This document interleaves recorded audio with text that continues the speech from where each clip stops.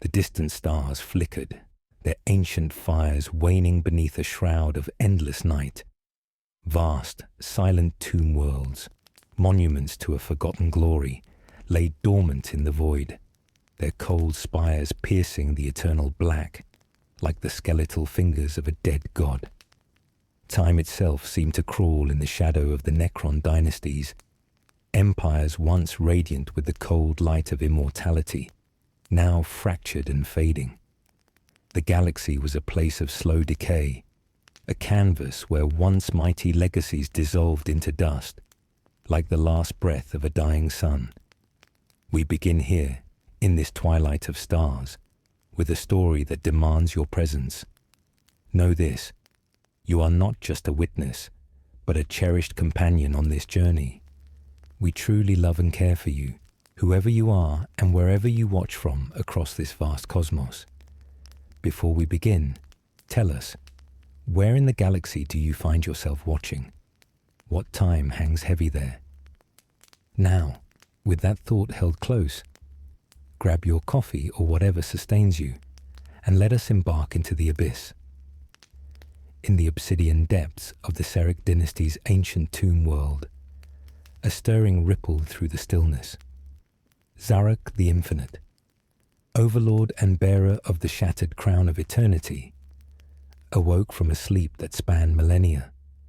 His awakening was not heralded by trumpets nor cries of rejoicing, but by the quiet hum of broken stasis chambers and the faint pulse of dormant war engines slowly reigniting. His form, a towering construct of living metal and etched glyphs, shimmered beneath the cold light of the starless sky. Yet beneath the gleaming surface, an unease twisted like rust beneath flawless steel. Zarok's mind, an endless vault of memories, both ancient and freshly forged, carried the weight of endless years. He was immortal, bound by the biotransference that had sacrificed flesh for eternity, yet the price was heavier than mere time could measure. To live was to watch empires rise and crumble, to witness allies become enemies, and sacred oaths dissolve into whispers of betrayal. But this awakening was different. The crown of eternity, the symbol of unity among the Necron dynasties and the keystone of their empire, had been shattered, broken in silence, its pieces scattered like stars snuffed out before their time. The Seric dynasty had long been one of the most formidable, its power woven through the galaxy like a dark thread binding shadows together. Yet now, the fracture of the crown was a wound that bled through Zarok's dreams, fracturing the order he had sworn to uphold. In the silence of the tomb, Zarok's voice echoed, a deep, resonant sound that rippled through the halls like a tolling bell.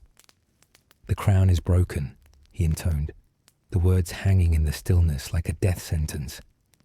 "And with it, our empire falters."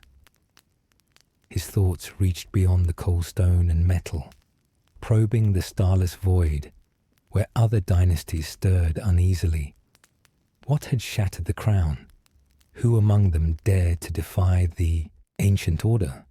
Was this the work of a rival, a traitor born from old wounds, or something darker, a shadow growing beneath the surface of their eternal slumber? Zarok's gaze fixed upon the distant constellation where the crown's shards were said to lie scattered, a constellation long forgotten by mortal astronomers, but etched into the memory of the Necrons.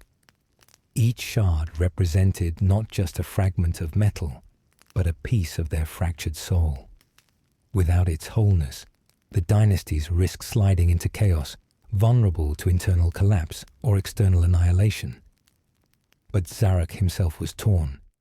The crown was a symbol, but it was also a shackle. Its restoration meant the rebirth of a unity long dead. Yes, but at what cost? The Silent King, architect of their transformation, had once fragmented the dynasties deliberately, fearing what would come if their power was fully reunited. Was Zarok's quest to reclaim the crown a noble act of restoration, or a doomed gamble to rekindle a fire best left cold. Within his chest cavity, the ancient machine that sustained his life thrummed with the weight of this dilemma. To seek the shards was to challenge the decrees of the Silent King himself. To refuse was to let the empire dissolve into 1,000 warring shadows, each dynasty consumed by its own hunger for supremacy. Outside the tomb, the cosmos held its breath. Stars dimmed, and nebulae swirled in slow cosmic dance, as if sensing the turning of an epoch. For the galaxy was no stranger to the rise and fall of empires. But the Necrons were older than most, their history etched in the silent corridors of time itself. And now, on the edge of oblivion, Zarok faced a choice that would echo through eternity. As Zarok rose from his stasis sarcophagus, his mind drifted to the memory of betrayal. Ancient wounds that never healed, friendships turned to dust, and the agonizing loneliness of a ruler burdened by endless years. In this moment, he was not merely a godlike figure commanding legions of the dead.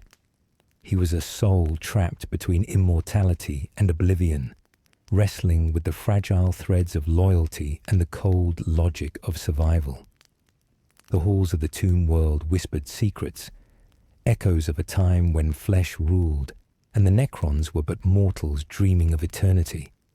Now they were machines, slaves to ancient programming and the will of the Silent King. But Zarok knew that programming could be broken. That will could be defied. The galaxy beyond awaited his decision. Would he rebuild the shattered empire, or watch it crumble into the dark? Would he embrace the burden of the crown, or cast it aside like the dying stars?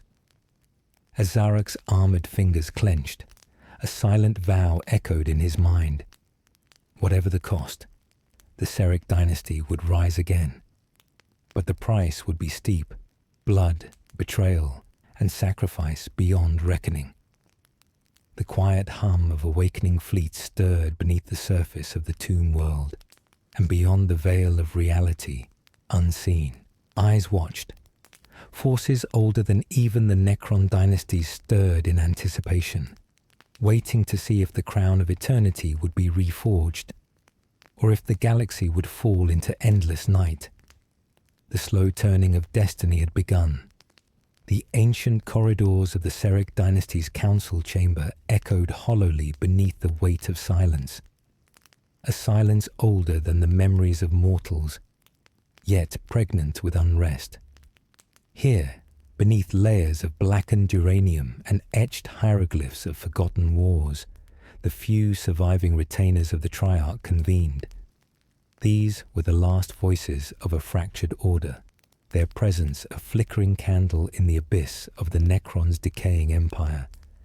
Zarok the Infinite arrived as a shadow slipping through the obsidian halls, his form shimmering faintly in the muted luminescence of stasis glyphs that lined the walls. His armor, adorned with sigils of conquest and sacrifice, betrayed none of the turmoil within. Yet beneath the cold veneer of immortality, a storm raged, a conflict of purpose, loyalty, and doubt. The Triarch, once a unified council of 3 supreme commanders wielding near godlike authority, was now a ghostly echo of itself. 2 of its members had fallen into silence, entombed by the long sleep of war and political decay. The last survivor, Farron Kamor, awaited Zarok's arrival with the stillness of a tomb guardian and the calculating eyes of a predator. "Kamor," Zarok intoned, his voice reverberating like the strike of an ancient bell. "The crown lies fractured. The dynasties tremble in the shadow of its ruin." Kamor's response was a slow, deliberate nod, the faintest glow tracing the edges of his sigilled gauntlets. "The fracture is not merely of metal, Overlord. It is the fracture of will. The unity forged in blood and stasis is unraveling. The Silent King's design was never meant to last forever." The words hung heavily between them. The Silent King, architect of the Necron's transformation, the harbinger of their immortal curse, was a figure spoken of in reverence and fear. His edicts shaped the fate of a race that had surrendered flesh for eternal metal, but even his grand vision bore the seeds of inevitable decay. Zarak's mind drifted to the deeper truth whispered in shadows. The crown had not shattered by mere accident or rival ambition. It was an act of calculated betrayal, an unseen hand fracturing the fragile peace between dynasties. The enemy was not beyond, but within. Around the chamber, holographic maps shimmered, depicting sectors of the galaxy still under Seric dominion and those lost to rebellion or rival dynasties. Each lost world was a scar on the dynasty's pride, a reminder that the empire was no longer whole. Who dares defy the unity we have bled to preserve? Zarak's voice hardened, the edge of steel cutting through his controlled calm. Carmor's eyes gleamed with cold insight. Not one enemy, but many. Old grievances stir anew. Some dynasties seek independence, others hunger for dominance. And there are whispers of dynasties thought dead, awakening from their slumber. Zarak's pulse echoed in the deep recesses of his armored chest. The very idea sent ripples through the empire. Awakened dynasties were unpredictable, often ruthless, and driven by inscrutable agendas shaped by eons of isolation. The council's meeting was interrupted by the subtle hum of approaching heralds, sentinels of the war tombs, who brought word from the outer worlds. As they entered, Zarak fixed his gaze upon the youngest envoy, whose form bore the marks of recent combat. "Report," Zarak commanded. The envoy's voice was steady, betraying no fear despite the weight of their message. Dynasty Meereth reports a disturbance on Tomb World 4. Mortals have breached the surface. Their technology is crude, but their weapons bear a strange resonance, an energy signature unlike any we have catalogued. A ripple of unease stirred in Zarak's chest. Mortal incursions were not unknown, but the old wars had taught the Necrons to regard such encounters with cold dismissal. Yet, this was different. Strange resonance, Zarak mused aloud. Could it be related to the shards? Carmor's gauntlet tapped rhythmically against the council table. There are artifacts lost since the war in heaven. Relics of power that could alter the balance among the dynasties. The mortal's arrival may be no coincidence. Zarak's thoughts flickered to the ancient prophecy etched into the ruins of the Silent King's crypt. A warning that the reassembly of the crown would awaken forces beyond even their comprehension. Had the mortals stumbled upon one such power? "The time has come to move," Zarak declared, the finality of his words settling like a funeral shroud. "We cannot allow our empire to fracture further, nor permit the secrets of our past to be wielded by the living." He turned to the council. "Gather the fleets, send envoys to the other dynasties, and find the missing shards wherever they lie." Carmor inclined his head. "It is as you command, Overlord." Yet beneath the surface of unity, Zarak could feel the tremors of discord. Even among his closest allies, there were whispers of dissent. Loyalties were no longer bonds forged in shared purpose, but fragile alliances born of necessity and fear. As Zarak departed the council chamber, his mind was besieged by memories. The long years of the war in heaven, the bitter price of biotransference, the faces of those who had fallen and those who had betrayed. Immortality was a double-edged blade. It granted time, but at the cost of endless witnessing. He pondered the true meaning of loyalty in a world where friends could become foes in a single heartbeat. where every decision rippled through the fabric of an empire hanging by a thread. Above, the stars beyond the tomb world shimmered with indifferent light, as if watching a slow dance of shadows and steel unfold. Zarak's path was set, but the road ahead was shadowed by doubt and betrayal. The journey to restore the crown of eternity would be long and perilous, demanding sacrifices that might unravel even his immortal soul. And somewhere, in the silent reaches of the galaxy, a hidden hand prepared to strike, its motives as inscrutable as the void itself. The void between stars stretched infinite, a cold black sea where only the faintest glimmers dared to break the darkness. The fleets of the Seric dynasty moved like shadows cast upon this endless abyss, their warships sleek and terrible, bristling with Gorse weaponry and the silent promise of annihilation. Each vessel bore the sigil of Zarak the Infinite, their overlord's will etched into every coil of living metal. Yet not all within the dynasty marched to his drumbeat. Power, like gravity, twisted trajectories unseen.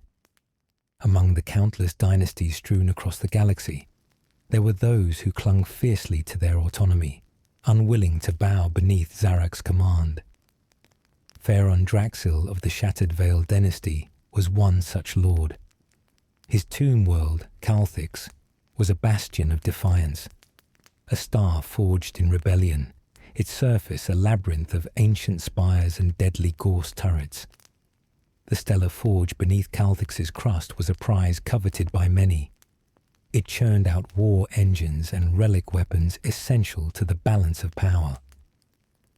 Zarak stood upon the command deck of his flagship, the Eternus Obsidian, gazing out at the swirling maelstrom of stars that framed the distant silhouette of Calthix. The calm in his voice betrayed none of the tension that tightened his chest. Draxil's pride is a chain binding us all.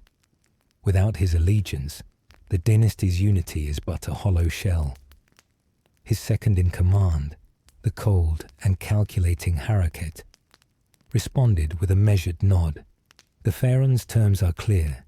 He demands a gesture of submission, a token that would undermine your standing among the Triarch. Zarak's eyes narrowed. Pride is a fragile thing, yet sometimes it is the only thing that binds the shattered pieces together. Negotiation with Draxil was a delicate dance, a balance of power and deception. To force submission outright would spark rebellion. To concede too much would fracture Zarak's authority. The Overlord considered the weight of such compromises. Each concession was a fracture in his own armor, a crack that threatened to grow until it shattered him. The emissaries arrived beneath a sky lit by dying suns, their forms clad in ornate armor that gleamed with the cold light of endless vigilance. The parley took place in the Hall of Endless Vigilance, a cavernous chamber carved from the blackest obsidian, its walls etched with glyphs that told stories of conquest and sacrifice. Draxil awaited, his visage a mask of implacable resolve. His voice echoed with the gravitas of a star's death throes. You ask for loyalty, Zarak, yet loyalty is earned, not demanded. Zarak's response was measured, the weight of his words like the slow turning of a celestial wheel. Then name your price. Draxil's gaze did not waver. A sign of your submission, to place the insignia of the Shattered Veil upon your command standard during the coming war, to acknowledge our sovereignty as a gesture of respect. The terms were more than symbolic. To bear another's sigil was to acknowledge weakness, to fracture the image of unyielding power Zarak had cultivated. Yet to refuse could drive Draxil's forces into outright rebellion, endangering vital supply lines and strategic positions. Zarak's mind flickered to the cost of pride, the sacrifices demanded by ambition. And if I refuse? Draxel's smile was a slash of darkness. Then the forge of Calthix will fuel your enemies, not your fleets, and you will find your path beset on all sides. The chamber fell silent, save for the low hum of ancient machinery that kept the tomb world alive in its frozen state. Zarak's inner voice whispered, compromise or chaos. At length, Zarak inclined his head. So be it. The Eternus Obsidian shall bear your sigil. The decision was made. Yet as the emissaries departed, Zarak's thoughts turned elsewhere, toward a secret that gnawed at the edges of his resolve. Whispers among his trusted advisors spoke of a shard of the crown lost beyond the reach of even the most loyal dynasties. It was said to rest with a dynasty presumed long dead, swallowed by the darkness of a forgotten war. This lost shard represented more than mere metal. It was a key to uniting the fractured dynasties, a beacon to rally the scattered legions under a single banner. But it was also a danger, a fragment of power that could awaken forces the Necrons barely dared acknowledge. Zarak's resolve hardened. To reclaim the shard was to tip the scales of the coming conflict, but its retrieval would not be without peril. The whispers named the dynasty of Kala, a dynasty erased from all but the most arcane records. Their tomb worlds lay buried beneath layers of psychic silence, their waking heralded by omens of ruin. To seek out Kala was to step into the unknown, to risk awakening not only the shard, but the ghosts of a forgotten past. In the silent halls of his flagship, Zarak pondered the chains that bound him, not just those of steel and command, but those forged by pride, ambition, and the bitter cost of survival. To reclaim the shard, he would need allies, but trust was a currency rarer than the metal of the stars. As the Eternus Obsidian cut through the void toward the shadowed reaches where Kala's tomb world slept, Zarak's thoughts drifted to the slow burn of destiny. Would the cost of unity be too great? Could he bear the weight of the choices that loomed before him? And beneath the vast and uncaring cosmos, unseen eyes watched and waited, ready to exploit any crack in the armor of the immortal overlord. The shadows of the Eternus Obsidian lengthened as the tomb world of Kala emerged from the blackness, an ancient wound carved into the fabric of the galaxy. Its surface was scarred by eons of neglect, fissures glowing faintly with the residual energies of long-forgotten wars. This was no mere tomb world, but a crypt of secrets and silent vengeance, a place where the echoes of betrayal hung as heavy as the dust that drifted in the eternal darkness. Zarak stood at the prow of his command deck, eyes narrowed, his mind a tempest of uncertainty. The shard of the crown, lost for untold millennia, was said to lie within these ruins, guarded by traps set in the time when flesh ruled and machines were but dreams. But the journey here was more than a retrieval mission. It was a test of loyalty, a crucible where allegiances would be forged or broken. By his side was Nekmet, the vizier, whose presence was both a comfort and a shadow. For decades, Nekmet had been Zarak's closest advisor, the keeper of arcane knowledge and the voice of cold reason. Yet beneath the polished surface of loyalty lurked an enigma, a quiet ambition that no one dared name aloud. Overlord, Nekmet's voice cut through the silence, low and deliberate. The shard's resting place is within the vault of endless echoes, but retrieving it will breach the truce with Farron Vareth of the Iron Throne. His forces guard the perimeter. An incursion will ignite a war. Zarak's gaze hardened. The fragile peace with Vareth was one of the few bonds holding the dynasty together. To break it would invite chaos. Then we must decide which is the greater threat, Zarak said quietly. A fractured crown or a shattered alliance? Nekmet inclined his head, the faintest trace of a smile touching his lips. I have prepared contingencies, should we face opposition. But in those words, Zarak sensed a deeper meaning. Plans within plans, shadows moving beyond his sight. As the Eternus Obsidian deployed its stealth scouts, Zarak reflected on the nature of loyalty among the Necrons. Eons of survival had taught them that trust was a weapon as deadly as any Gorse rifle. Alliances were as shifting as the stars themselves, and betrayal often wore the face of friendship. The Vizier's counsel was invaluable, yet a seed of doubt took root. In the great chamber beneath Karlar's surface, ancient wards flickered as the Overlord and his retinue descended.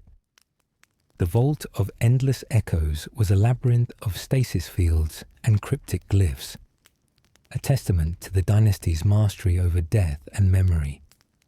Here, the past lingered like a ghost, and the future was etched in whispers of power. Nekmet led the way, his knowledge guiding them through the shifting maze.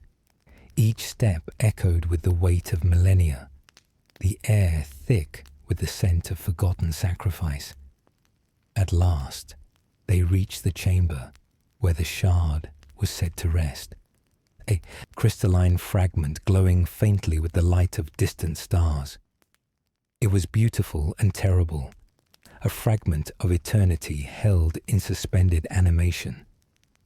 Zarak reached out, the power thrumming beneath his touch.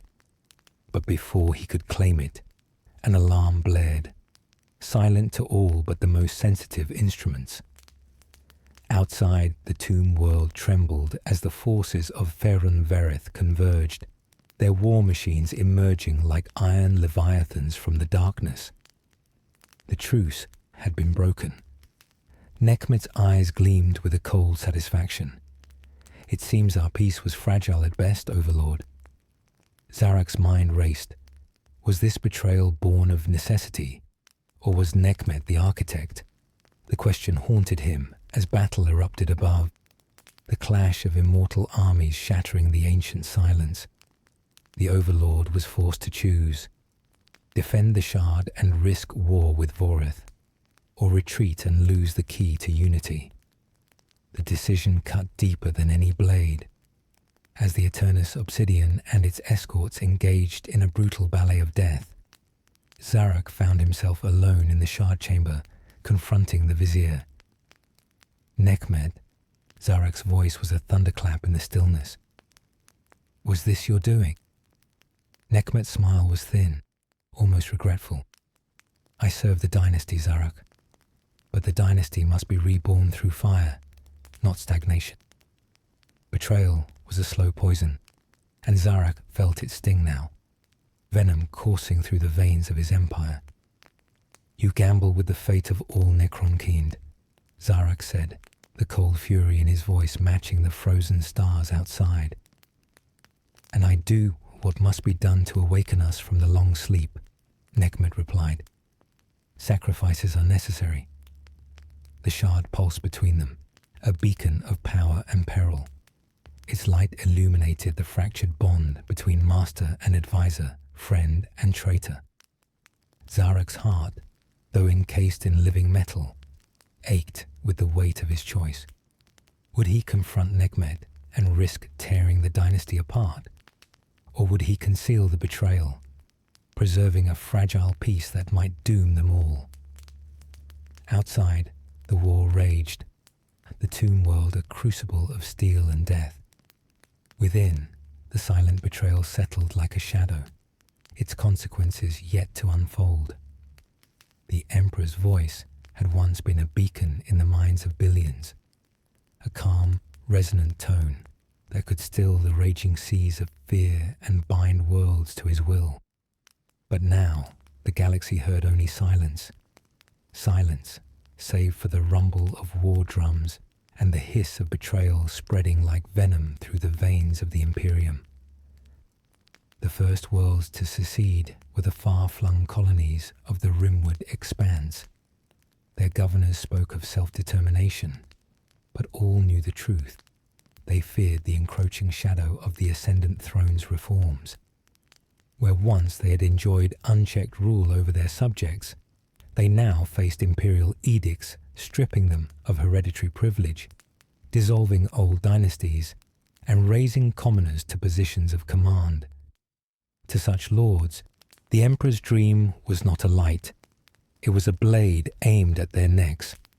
The Concord of Helion, a pact that had united 12 stellar dominions for 3 centuries, fractured in a single night. Ambassadors fled from the capital in armed convoys, their banners burned in the streets by loyalist mobs. The Emperor's heralds demanded they return to the fold. The Rimwood lords answered with silence, and then with fleets. Admiral Sarvek, once the Emperor's most trusted warlord, defected to lead the rebellion. His name was spoken with fury in the halls of power, but in the Rim, it was whispered like a prayer. He promised a new order, free from the tyranny of the throne, though none could miss the hunger in his eyes when he claimed the title of Protector of the Rim. For the Emperor, the pain was not the loss of territory, but the loss of faith. These were worlds he had bled to defend against the outer horrors, worlds he had shielded from the teeth of alien marauders. And yet, given a choice, they had turned away. The High Council urged him to answer rebellion with fire, swift retribution to make an example of the Rim. But the Emperor knew the peril of rash bloodshed. Too many eyes watched, waiting to see if his reign would collapse under the weight of dissent. A heavy hand could drive even wavering allies into the arms of the enemy. Thus began the long standoff. Fleets gathered at the border, not yet crossing, their cannons silent but charged.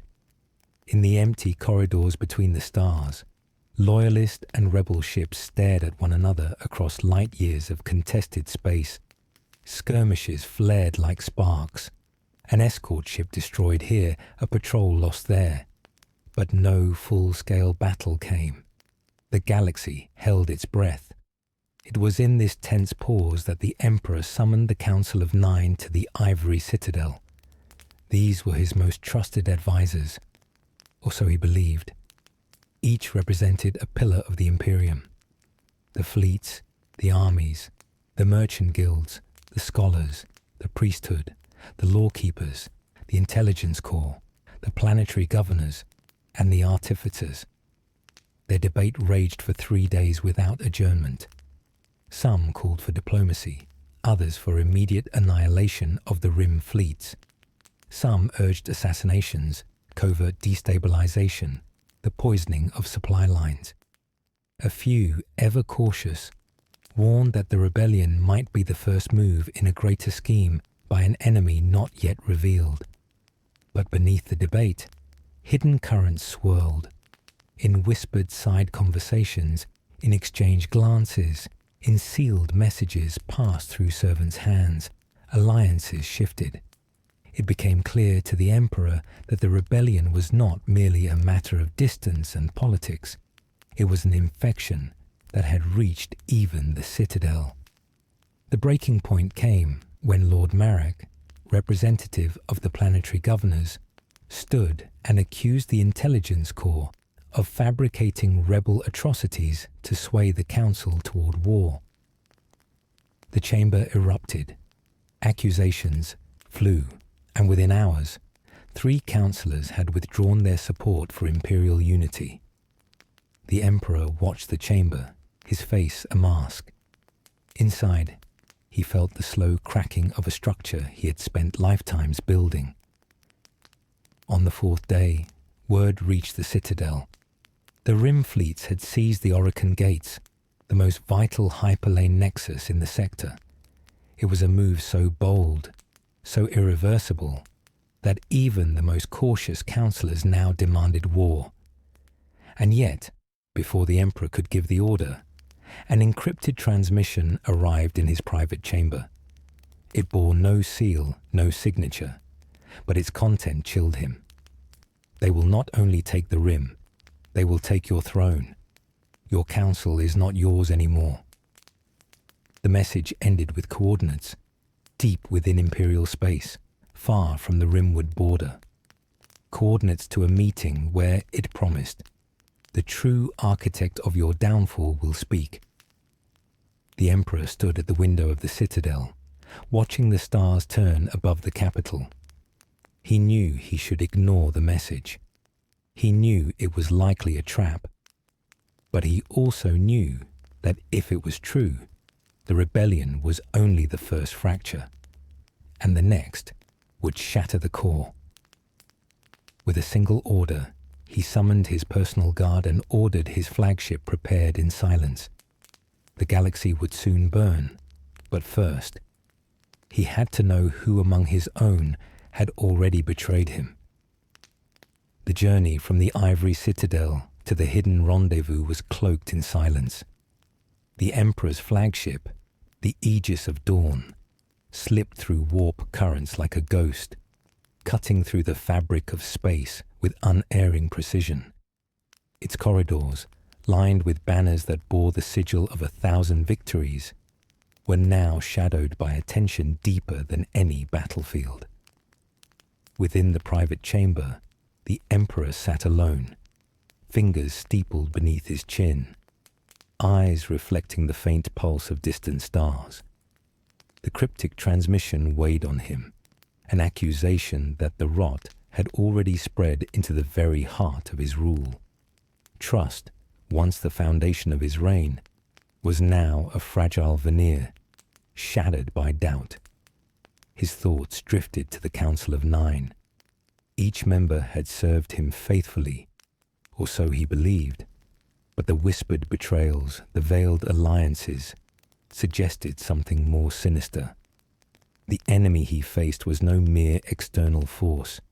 It was an insidious corruption from within. The coordinates led to a forgotten asteroid station, a relic of ancient wars abandoned for centuries. Its skeletal framework loomed like a carcass in orbit around a dead star, silent but watchful. The Emperor's warband approached cautiously, every sensor alert for ambush or trickery. As the docking clamps engaged with a mechanical hiss, a single figure awaited them in the shadow chamber. A man cloaked in the insignia of the former High Inquisitor Varen, long thought dead after a purge decades earlier. His eyes held a fire tempered by years of exile and bitter knowledge. "You came," the man said, voice low and sharp as a blade. "Few would dare, fewer still would believe." The Emperor regarded him steadily. "Speak your truth, Varen, and know that deception will cost you your life." Varen's gaze flicked to the walls, where ancient relics of the Inquisition's past glimmered in half-light. The rebellion is but a symptom of a far deeper plague, one born from the very councils you trusted. He stepped forward, revealing a hololithic datapad. Evidence of conspiracies, alliances with Xenos mercenaries, and the corruption of entire planetary governors.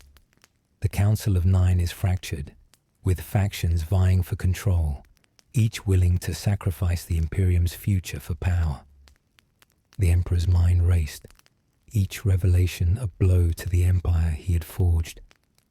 But Varen's words resonated with the bitter truth he had felt for months. "Why come now?" the Emperor asked. "Why risk all?" Varen's expression hardened. "Because the enemy knows the cracks in your empire. They will strike when you are weakest, divided and unprepared." A flicker of movement caught the Emperor's eye. A squad of loyal guards fanned out, weapons ready, as alarms blared suddenly throughout the station. A trap. Varen cursed under his breath. "They followed me. We have little time." Outside, the station's corridors erupted into chaos as hostile forces swarmed in. Agents of the traitorous councillors, mercenaries wielding technology both alien and blasphemous. The Emperor rose, his armor gleaming like a star's last light, a living symbol of unyielding resolve. The battle was brutal and swift. Each strike from the Emperor and his guard was a testament to centuries of warfare. Yet the sheer number of attackers was overwhelming. Through the turmoil, Varen moved to a console, transmitting critical data to a secure channel. When the dust settled, the station lay in ruin, the traitors either dead or fled, but the cost was high. Varen's warning had been clear. War was not on the horizon. It was already here. Back aboard the Aegis of Dawn, the Emperor gazed out at the starfield, the weight of command heavier than ever. The rebellion, the betrayals, the conspiracies, each was a thread in a tapestry unraveling before his eyes. In that moment, he realized that to save the Imperium, he would need to become more than a ruler. He must become a symbol of hope and wrath, a beacon to rally the fractured loyalties and purge the darkness within. But such power came at a cost. For every battle won, a piece of his soul was chipped away, lost to the unending struggle between light and shadow. And as the galaxy teetered on the brink of collapse, the Emperor whispered a vow to the stars. Whatever the cost, the Imperium would endure. The galaxy, vast and indifferent, churned with the restless energies of war and ambition. Nebulae swirled like ghostly veils, their shifting hues reflecting the turbulence stirring beneath the surface of empires.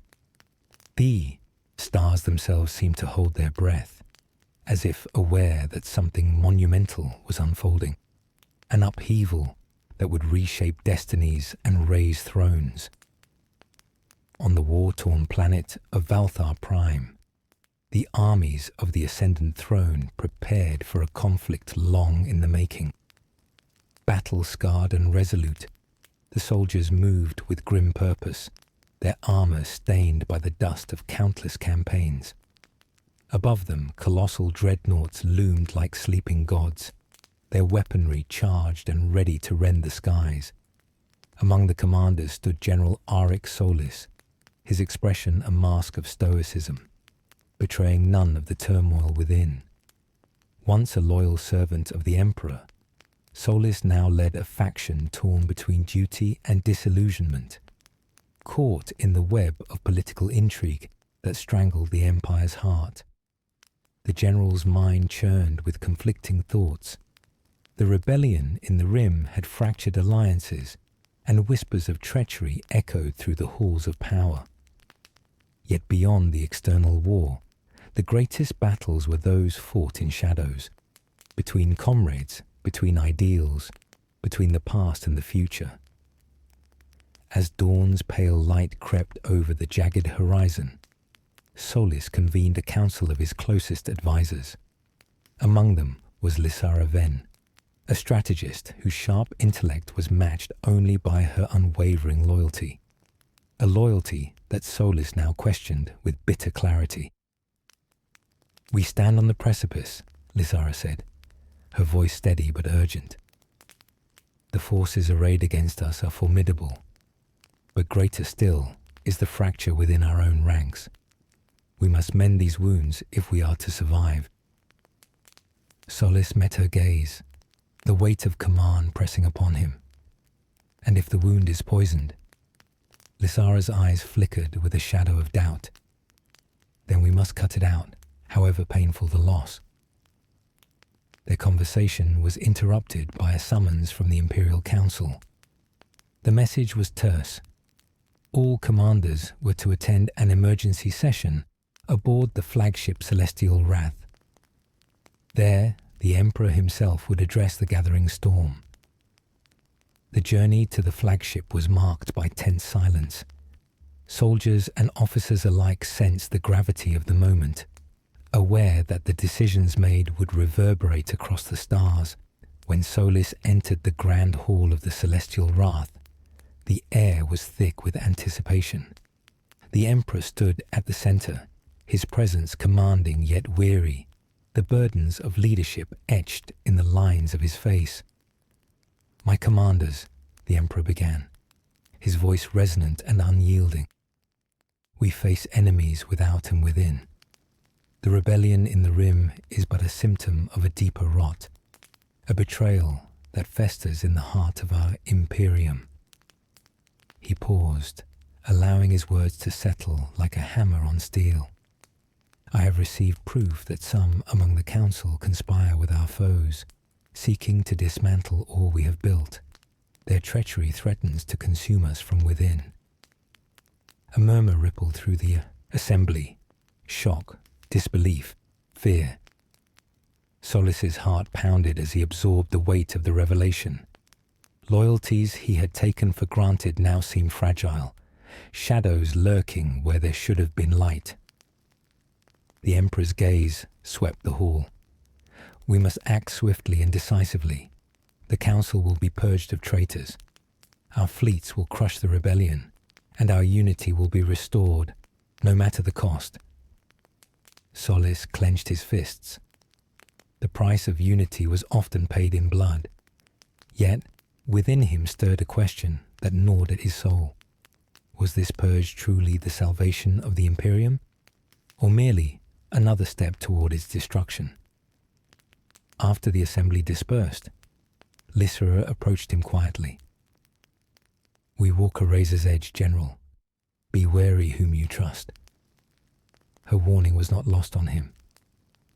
As night fell over Valthar Prime, Solis stood alone, staring up at the cold stars. Somewhere in the vast darkness, enemies conspired, and friends hid knives behind their backs. The gathering storm was upon them, and when it broke, no soul would remain untouched. The corridors of the celestial wrath echoed with hollow footsteps and whispered secrets. Within its steel heart, alliances shifted like sand underfoot, fragile bonds breaking under the weight of suspicion and fear. The Emperor's edict had ignited a wildfire of distrust, turning comrades into wary observers and confidants into potential enemies. Captain Celine Drake moved through the shadowed halls with practiced grace, her senses alert to every whisper and glance. Once a fierce advocate of the Imperium's cause, the recent purges had hollowed her resolve, replacing certainty with cold calculation. Her loyalty was no longer blind devotion, but a ledger of debts and grudges. Her mission was clear: root out the traitors within the fleet before their schemes could unravel the fragile unity of the Imperium. But the deeper she probed, the more the lines between friend and foe blurred, until the question was no longer who could be trusted, but whether trust itself was an illusion. Her investigations led her to an unexpected ally, Lieutenant Cale Vaughn, a young officer whose idealism had been tempered by the harsh realities of war. Together, they uncovered coded transmissions, secret meetings, and shadow networks that threatened to undermine the Emperor's command. Yet, as they delved deeper, Celine found herself haunted by a growing unease. The traitors they pursued were not mere rebels or conspirators, but pawns in a larger game, one orchestrated by a hidden hand whose motives remained obscured. One night, in a secluded chamber deep within the ship, Selene confronted Vaughn. "Do you truly believe this rebellion is the root of our troubles?" Vaughn's eyes were troubled. "Number. It is the symptom of something far older. Decades of mistrust, broken promises, and ambition unchecked." She nodded slowly. "And yet, we fight on, blinded by loyalty to a cause that may no longer exist." Their words hung between them like a fragile truce, a moment of clarity amid the encroaching darkness. Elsewhere, the Emperor's gaze fell upon reports of dissent, not just within his council, but spreading through the planetary governors and military ranks. The very structure he had built seemed to tremble under the strain of fractured loyalties. A clandestine meeting took place in the lower decks, where shadows concealed the faces of those plotting the next move. Here, alliances were made and broken in whispers, and the future of the Imperium was wagered on a blade's edge. The question remained, could the Imperium survive the betrayal within, or would it crumble from the inside out? The galaxy wore its secrets like a shroud, woven from threads of lies, half-truths, and hidden agendas. Nothing was as it seemed. In the labyrinthine halls of the celestial wrath, shadows moved with purpose, cloaked figures whispered in codes, and trust was a currency more precious and perilous than any weapon. Commander Lysara Ven paced her private chamber, the weight of unseen eyes pressing against her like a suffocating fog. The purges ordered by the Emperor had severed many ties, but deeper betrayals simmered beneath the surface, festering in places no blade could reach. Intelligence reports spoke of factions within factions, secret cabals manipulating events like puppeteers from the shadows. Her thoughts returned to the Council of Nine, each member now suspect in her eyes. The veil of loyalty had slipped, revealing cracks in the facade of unity. The question was no longer who could be trusted, but who was the architect of this deception. Lysara's mind flickered to the mysterious data Varen had delivered. Proof of collusion between counselors and alien mercenaries. Evidence of sabotage that threatened to unravel the very foundations of the Imperium. The realization was chilling. Enemies had breached the inner sanctum. Her communicator beeped softly. The message was encrypted but familiar, an invitation, or perhaps a summons. The coordinates pointed to a derelict station orbiting a dead star in the outer rim, a place where shadows thrived and secrets died hard. Arriving in the cold silence of the station, Lysra found herself confronted by figures whose allegiance was ambiguous at best. Rebels, loyalists, and those who thrived only in the grey space between. A fragile alliance was forged, bound by necessity rather than trust. Within the station's ancient halls, she uncovered evidence of a plot so vast it threatened to topple not just the Emperor, but the very concept of order.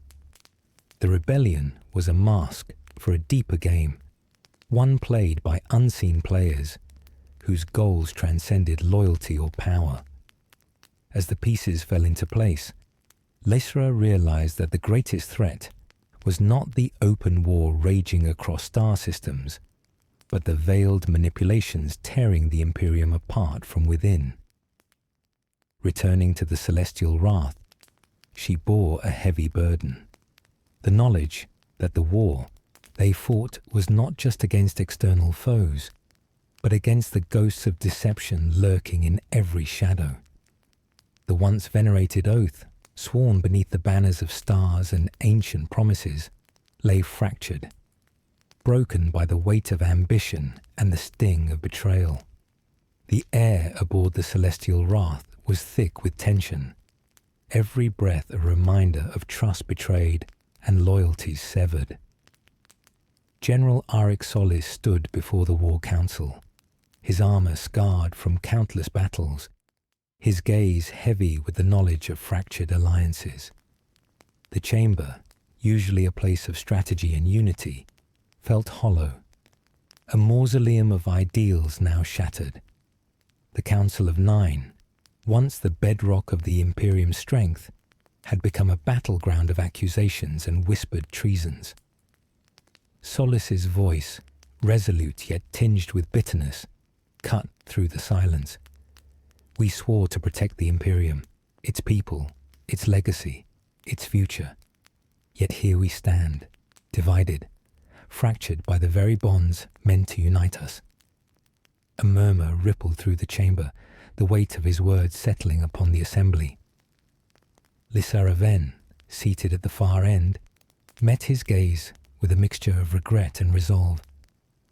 The oath is not broken by those who fall, but by those who forsake it willingly. Solis nodded grimly. We face enemies without and within. The traitors who have woven deception into our ranks must be rooted out, no matter the cost. Plans were laid for a purge, swift, ruthless, and unforgiving. But beneath the surface, uncertainty festered. Each commander wondered which of their comrades bore the mark of treachery. Paranoia bloomed, corroding trust like acid. Meanwhile, Captain Celine Drake and Lieutenant Carl Vaughan pressed forward with their investigations, uncovering further betrayals. Hidden sympathizers among the Imperial Guard, forged alliances with alien mercenaries, and insidious plots to destabilize key worlds. In the quiet moments, Solis wrestled with a deeper torment. Was the Imperium's downfall inevitable? Had their once proud unity been doomed from the start by ambition and fear? The night before the purge was set to begin, Solis stood on the observation deck, gazing at the stars, silent witnesses to the unfolding tragedy. The oath they had sworn felt distant now, a fragile relic of a time when hope still flickered. As the engines hummed, preparing to plunge the Imperium into its darkest hours, Solis whispered a vow to the silent void. May the fallen forgive us, and may the future remember what we lost. The halls of the Imperial Palace, once gleaming with the light of unity and power, now echoed hollowly with the footsteps of ghosts. The shattered crown, the symbol of absolute authority over the ascendant throne, lay fractured, both in form and in spirit. Its jeweled facets were dulled by treachery, its legacy tarnished by the fractures running through the empire. Emperor Zarak stood alone in the chamber of judgment, the weight of his ancestors pressing heavily upon his shoulders. The shard from Kala burned faintly in his palm, a cold reminder of the price paid for ambition. Outside, the galaxy writhed with unrest. Rebellions flared, alliances crumbled, and shadows lengthened across star systems. His empire was no longer a bastion of order, but a crucible of dissent. The Council of Nine had fractured beyond repair. Some sought to restore the old order with ruthless purges. Others whispered of new regimes, dark bargains made in the void. The betrayal from within had shattered not only the crown, but the very essence of rule. Zarak's thoughts were interrupted by the arrival of Nekmet, his vizier. The cold glint in Nekmet's eyes was no longer hidden behind the veneer of counsel. It now held the sharpened edge of ambition realized. "Your Majesty," Nekmet said, voice smooth like polished obsidian. "The rebellion grows bolder, and the Council's dissent deepens. We stand on the edge of oblivion." Zarak's gaze hardened. "And yet, you brought this shard back at a cost none foresaw." Nekmet bowed slightly. "Sacrifices are necessary for rebirth, my lord. The dynasty must awaken, stronger, unified, unyielding. But at what price?" Zarak's voice was a rasp. "The cost is measured in lives and loyalty." Nekmet's smile was thin, almost regretful. Only those who grasp power can reshape destiny. In that moment, Zarak understood the full scope of the betrayal, not just in deeds, but in spirit. The crown he wore was a fractured relic, its power diminished by the very hands meant to protect it. The chamber grew colder as the Emperor and Vizier locked eyes, two figures bound by duty and divided by fate. Beyond the palace, the galaxy awaited the fall or rise of an empire. The shattered crown would either be reforged in fire or dissolve into dust. The dying light of Valthar Prime cast long shadows across the scarred plains, where ancient war machines lay silent in the dust, monuments to 1,000 conflicts now forgotten. Twilight had come not only to this world, but to the empires scattered across the galaxy, their grandeur fading like the last embers of a once roaring fire. Emperor Zarak stood atop the citadel's highest balcony, gazing out at the horizon where storm clouds gathered, heavy with the promise of destruction. His mind was a battlefield, torn between the unyielding demands of duty and the fragile hopes that flickered like distant stars. The shattered crown weighed upon him, its fractured light a mirror to the Empire's fractured soul. Betrayal had hollowed the halls of power, and the fires of rebellion raged unchecked. Yet within the chaos, Zarak clung to a single truth. Survival demanded sacrifice. The twilight was not just an ending, but a prelude to transformation. Beneath the citadel, preparations for the final campaign accelerated. Fleets amassed like predators circling a dying prey, ready to strike with ruthless precision.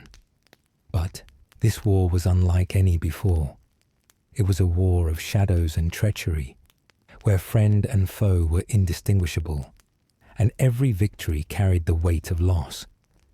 In the council chambers, the remaining loyalists gathered, their faces etched with exhaustion and resolve. General Solis, Lysara Ven, and Captain Celine Drake debated strategy amid the echoes of betrayal and the spectre of doom. "The council may be broken," Solis said, his voice steady despite the weight of despair, "but the Imperium's heart still beats. We fight not just for survival, but for the legacy we leave behind." Lysara nodded. "The cost will be high. We will lose worlds, friends, perhaps even ourselves. But to surrender now is to invite oblivion." Celine's gaze hardened. "Then we strike at the core. The traitors must be rooted out, and the rebellion crushed before it consumes everything." Zarak's eyes burned with a fierce light. "Let the twilight come, for from it a new dawn must rise." As the first salvos echoed across the void, the stars themselves seemed to weep. The twilight of empires was at hand, an epoch of fire, sacrifice, and rebirth. The void between stars was filled with the roar of war. Fleets clashed like titans, their warships blazing trails of destruction across the black canvas of space. This was the last reckoning, the final desperate gambit for the soul of the Imperium. Emperor Zarak stood upon the bridge of the flagship Celestial Wrath, his eyes cold and resolute. The shattered crown upon his brow felt heavier than ever, a symbol of burdens borne and sacrifices yet to come. Around him, commanders and officers moved with purpose, their faces etched with exhaustion and grim determination. The rebellion had coalesced into a force unlike any before, bolstered by traitors from within and mercenaries from without. The enemy was no longer a faceless threat, but a mirror reflecting the Empire's own fractures, a painful reminder that the greatest battles were fought not only with weapons, but with hearts and minds. General Arik Solis approached, his armor scarred and battered, his spirit worn but unbroken. "Your Majesty," he said, voice low and steady, "our forces hold the outer rim, but the cost is mounting. The enemy pushes harder, and their will is unyielding." Zarak nodded slowly. "We knew this day would come. The Empire was never meant to be easy." The Council had fractured irrevocably. Some called for mercy, others for annihilation. Loyalties shifted like sand, and the line between friend and foe blurred. Zarak's own vizier, Nekmet, moved like a shadow, his motives shrouded in darkness. Amid the chaos, Lysara Ven led a covert strike team deep into rebel territory, seeking to dismantle the rebellion's command structure. Her mission was perilous, the odds stacked against her. But in the depths of betrayal and despair, she found a spark of hope, a secret alliance that might turn the tide. Back on the Celestial Wrath, Zarak wrestled with his conscience. The weight of immortality pressed upon him. The endless cycle of war, loss, and fleeting peace. Each decision carved scars deeper than any blade. As the final battle loomed, the Emperor made a choice: to confront the traitors within the council, to face the demons of ambition and betrayal head-on. The fate of the Imperium hinged not on the strength of arms alone, but on the courage to face the darkness within. The last reckoning was not just a battle for territory. It was a crucible of souls, where loyalty, sacrifice, and destiny would be forged in the fires of war. The battlefield was a shattered mosaic of fire and ash. Stars blinked out behind plumes of smoke and swirling debris, and the cries of dying warriors echoed across the void. The fall and rise, the final act of an empire's agony and rebirth, had begun. Emperor Zarach, clad in armor that bore the scars of countless wars, stood at the forefront of the fray aboard the celestial wrath. His eyes, fierce and unyielding, surveyed the chaos with the burden of centuries etched deep into his soul. The shattered crown weighed heavily on him, a reminder that power and sacrifice were inseparable. The enemy pressed relentlessly, a tide of rebellion fueled by desperation and dark allegiances. The traitors within the council had struck with cunning precision, fracturing the Imperium's command and spreading dissent like wildfire. But Zarach's loyalists rallied with fierce determination, driven by hope that even in ruin, renewal was possible. General Arik Solis fought beside the Emperor, his every move a testament to the price of loyalty.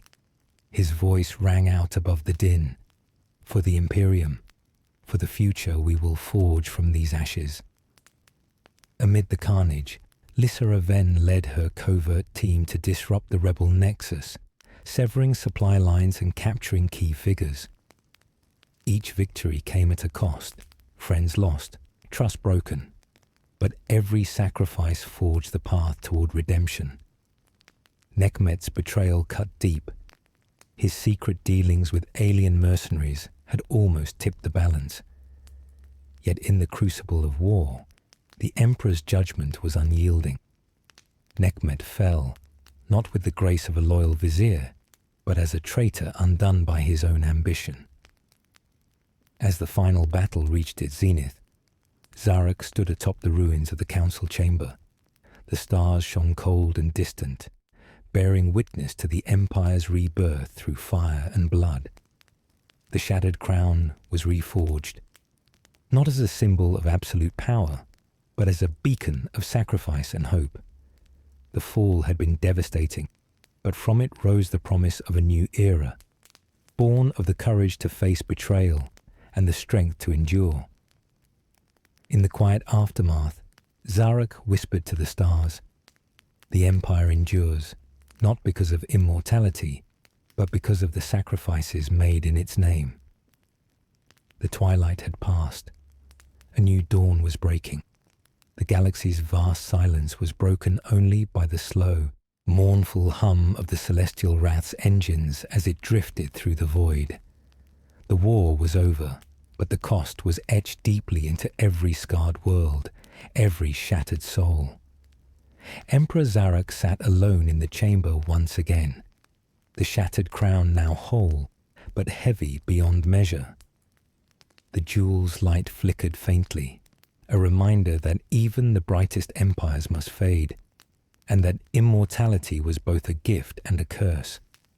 The legacy of ashes stretched across the stars. Worlds once vibrant now lay in ruin, their histories buried beneath layers of dust and flame. The sacrifices made had preserved the Imperium, but at a cost that no song could celebrate. Zarach's thoughts wandered through the ages. Ancient battles, betrayals, lost friends, and fleeting triumphs. Immortality had granted him centuries to witness the rise and fall of countless empires, but it had also forced him to endure endless loss. The faces of those he loved, now ghosts in the endless night. He understood now that the true price of power was not in victory, but in the solitude it imposed, the endless burden of bearing a crown forged in pain. Outside the viewport, a dying sun cast its last rays, flickering like a candle in a storm. The stars seemed to mourn with him, silent witnesses to the end of an era. Yet, in that fading light, Zarek found a fragile hope, a promise that even from ashes, life could bloom anew. As the celestial wrath charted a course toward uncertain horizons, the Emperor whispered a final vow. The Imperium will endure, not through my immortality, but through the legacy we leave behind. And with that, the stars held their breath, waiting for the dawn.